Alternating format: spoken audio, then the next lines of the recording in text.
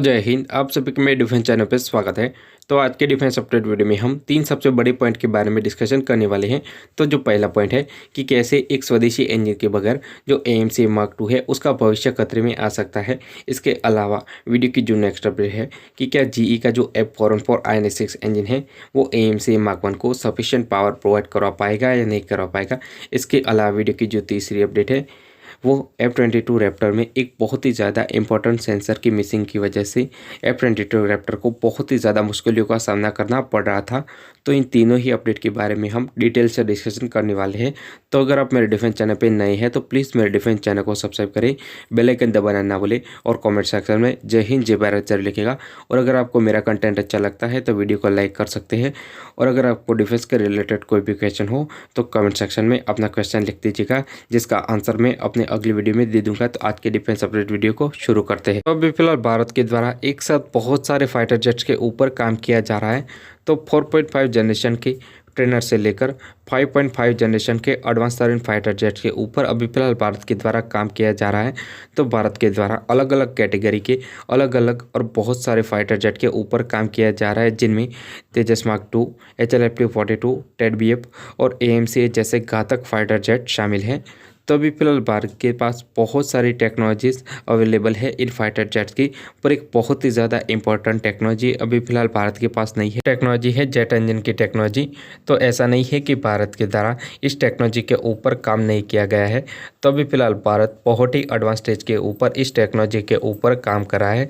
तो भारत ने अपने दम पर कावेरी इंजन का ड्राई वेरिएंट तैयार कर लिया है, जो कि आने वाले टाइम में भारत के UCV में लगेगा। इसके अलावा GTRE इस इंजन को और भी ज़्यादा प्रीमियम बना रही है और अभी फिलहाल इस इंजन के आफ्टर बर्नर सेक्शन के ऊपर भी काम हो रहा है। तो आने वाले टाइम में आपको LC तेजस में कावेरी इंजन देखने को मिल सकता है। तो यह प्रोसेस बहुत ही ज़्यादा लंबा होता है किसी भी फाइटर जेट के जेट इंजन को डेवलप करने में। और ADA के द्वारा भी एक महत्वपूर्ण बयान देते हुए कहा गया है कि अगर स्वदेशी इंजन नहीं बनता है तो जो AMC Mark II है उसके बारे में सोचना भी बहुत ही बड़ी गलती होगी।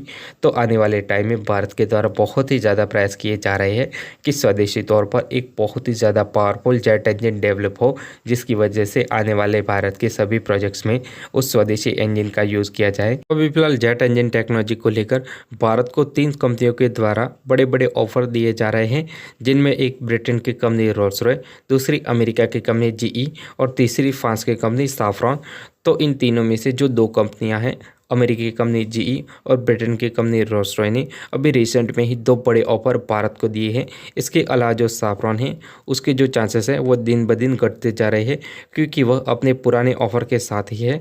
तो नए ऑफरों के बारे में बात करें तो जो GE है वो अपना जो F414 INS-6 इंजन है वो टोटली यानी कि 100% टेक्नोलॉजी ट्रांसफ़र के साथ भारत में बनाना चाहती है और उन्होंने इस चीज़ का प्रस्ताव बाइडेन एडमिनिस्ट्रेशन के सामने रखा है।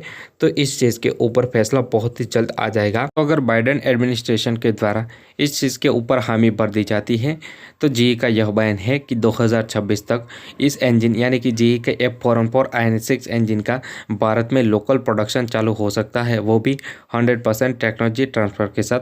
तो इसके अलावा GE का यह कहना है कि शुरुआत में 75% इंडिजीनियस कंटेंट का यूज़ किया जाएगा, जिसको आगे जाकर 95% कर दिया जाएगा।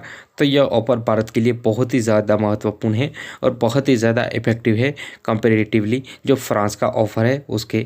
इसके अलावा नेक्स्ट ऑफर के बारे में बात करें तो जो रोल्स रॉयस कंपनी है उसने तो उससे ज़्यादा एडवांस भारत को ऑफर दिया है। तो उनका यह कहना है कि भारत अगर चाहे तो जो टेम्पेस्ट के लिए जेट इंजन यानी कि 6 जनरेशन का जेट इंजन डेवलप हो रहा है उसमें भारत पार्टनर बनना चाहे तो पार्टनर बन सकता है। इसके अलावा इसके बेस के ऊपर ही एक 6 जनरेशन का जो जेट इंजन है वो भारत बनाना चाहे तो वह ब्रिटेन के साथ मिलकर जेट इंजन को डेवलप कर सकता है। इसके अलावा रोल्स रॉयस का यह कहना है कि भारत के साथ इस जेट इंजन की 100% टेक्नोलॉजी ट्रांसफ़र भी होगी। इसके अलावा भारत को इस इंजन के IP राइट भी मिलेगी और आगे जाके इस इंजन को को अगर भारत मॉडिफाई करना चाहेगा तो वो अपने हिसाब से मॉडिफाई भी करवा सकता है। और अगर इस इंजन में कोई भी इशू आती है तो ब्रिटेन की कंपनी रोल्स रॉयस भारत को तुरंत टेक्निकल सपोर्ट भी प्रोवाइड करवाएगी। तो यह एक तरीके से बहुत ही ज़्यादा एडवांस ऑफर है भारत के लिए। और इसके अलावा बात करें तो जो जीई का ऑफर है उसमें जीई का यह कहना है कि आगे जाके अगर जीई के जो F44 INS6 इंजन है उसके बेस के ऊपर एक एडवांस तरीन इंजन डेवलप करना चाहे तो भी भारत कर सकता है, क्योंकि अभी फिलहाल एग्जिस्टिंग इंजन है वो 98 किलोन्यूटन तक की थ्रस्ट को प्रोवाइड करवा सकता है।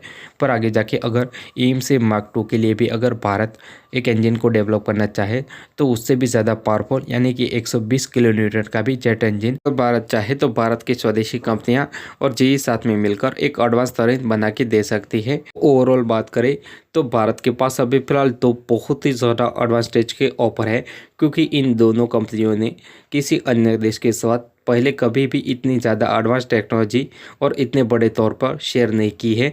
तो भारत के साथ ही यह शेयर करना चाहती है, जो कि भारत के लिए एक बहुत ही बड़ा मौका और बहुत ही इम्पोर्टेंट डील साबित हो सकती है। और इसके अलावा बात करें फ्रांस की कंपनी सैफ्रॉन के बारे में तो वह अपने पुराने ऑफर के साथ ही है, जिसकी वजह से इस डील से उसको बाहर भी होना पड़ सकता है, क्योंकि जो सैफ्रॉन है वो पूरी तरह से टेक्नोलॉजी ट्रांसफ़र भी नहीं करना चाहती है और IP राइट भी भारत को देना नहीं चाहती है।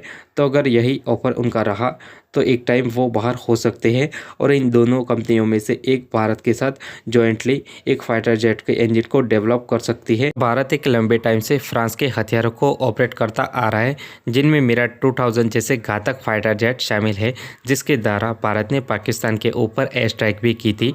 इसके अलावा भारत ने फ्रांस के पास से रफाल जैसे घातक फाइटर जेट को भी परचेज किया है, जो कि चीनी फाइटर जेट के ऊपर बड़ी ही आसानी से बढ़त बना सकते हैं।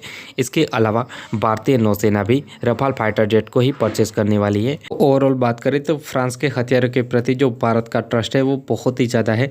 इसके अलावा अगर फ्रांस को इस जेट इंजन टेक्नोलॉजी ट्रांसफ़र यानी कि जो जेट इंजन कोऑपरेटिवली डेवलप होने वाला है उस कंपटीशन में अगर बने रहना है तो जो अपना इफेक्टिव ऑफर है उसको और भी ज़्यादा इफेक्टिव करना होगा। हम वीडियो के नेक्स्ट टॉपिक के बारे में डिस्कशन कर लेते हैं। तो जो AMC होगा वो क्या सुपर क्रूज़ कैपेबिलिटी के साथ आएगा और सुपर क्रूज़ कर पाएगा। तो सबसे पहले डिस्कशन कर लेते हैं कि सुपर क्रूज़ होता क्या है। तो विदाउट आफ्टर बर्नर यूज़ किए हुए सुपरसोनिक स्पीड को अचीव करना, जिसको सुपर क्रूज़ बोला जाता है। तो जो मॉडर्न ज़माने का F-22 रैप्टर है वह यह कैपेबिलिटी से लेस है। जो शुरुआत का अंक होगा यानी कि AMC Mark I उसमें GE के F414 INS6 इंजन का यूज़ किया जाने वाला है। तो इस इंजन के बारे में बात करें तो यह इंजन 98 किलोन्यूटन तक थ्रस्ट को प्रोवाइड करवा सकता है। यानी कि ओवरऑल बात करें तो जो इनिशियल अंक होगा उसमें जो सुपर क्रूज़ कैपेबिलिटी होगी वो नहीं होगी, क्योंकि इस इंजन के साथ सुपर क्रूज़ कैपेबिलिटी पॉसिबल नहीं है। इसके अलावा बात करें तो जो सुपर क्रूज़ की कैपेबिलिटी है वो AMC Mark II के साथ आने वाली है, क्योंकि उसमें इससे भी ज़्यादा एडवांस और बेहतरीन इंजन लगे होंगे जो कि AMC Mark II को सुपर क्रूज़ करने की कैपेबिलिटी को प्रदान करेंगे। हम वीडियो के आखिरी पॉइंट के बारे में डिस्कशन कर लेते हैं। तो जब अमेरिका F-22 रैप्टर को डेवलप कर रहा था तो एडवांस से एडवांस टेक्नोलॉजी इंस्टॉल भी कर रहा था। तो इस चीज़ से जो F-22 रैप्टर की जो प्राइस है वो और भी ज़्यादा बढ़ रही थी। तो अमेरिका के द्वारा यह कहा गया अपनी कंपनियों को कि जो अननेसेसरी कंपोनेंट है उसको रिमूव कर दिया जाए। तो अमेरिकी कंपनियों ने F-22 रैप्टर में से जो IRSA सेंसर है उसको ही निकाल दिया। अमेरिकी कंपनियों को लगा कि इतना ज़्यादा बेहतरीन और पावरफुल रडार लगा है तो IRSA सेंसर का क्या काम।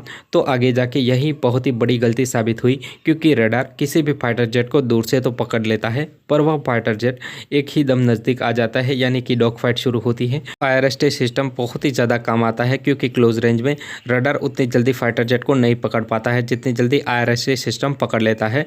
और रशियन फाइटर जेट की जो मनूवरेबिलिटी है वो बहुत ही ज़्यादा है। इसी चीज़ को ध्यान में रखते हुए F-35 में भी IRSA सिस्टम को इंस्टॉल किया गया। इसके अलावा अन्य अमेरिकी फाइटर जेट में पोर्ट के स्वरूप में IRSA सिस्टम को इंस्टॉल किया जाता है, क्योंकि IRSA सिस्टम के बिना अगर जो दुश्मन देश का फाइटर जेट है वो नज़दीक आ जाता है तो रडार से पूरी तरह से गायब भी हो सकता है। तो अगर आपको मेरा इन्फॉर्मेटिव वीडियो अच्छा लगे तो please subscribe my channel and thank you for watching.